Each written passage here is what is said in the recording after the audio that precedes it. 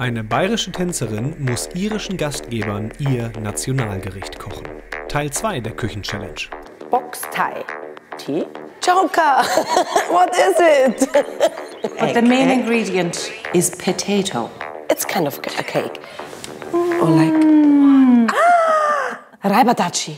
Boxty ist die deftige Version mit Dip und Lachs als Topping. Einfachen Zutaten, die dann kombiniert sind, das kenne ich absolut von zu Hause. Katharina muss heute Chefkoch Adrian von ihren Kochkünsten überzeugen. Stop.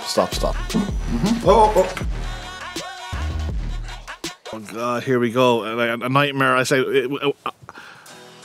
Gestartet wird mit den Kartoffeln. Die Kartoffeln gibt's daheim auch. Soweit so gut.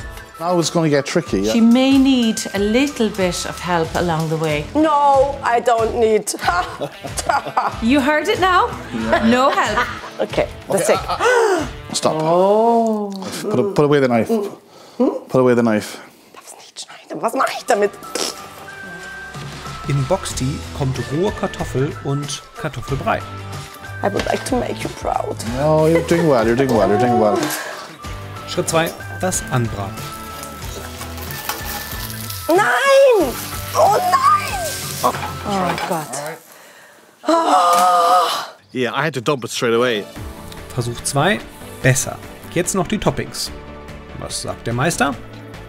Well, it's very good. Yeah. Well done. The dish, for someone who's never cooked it before and not knowing what you're cooking, I have to give you an 8. What? Yes! 8 von 10. Nicht schlecht. Wie sich wohl die Iren in Bayern schlagen? I'm so lucky!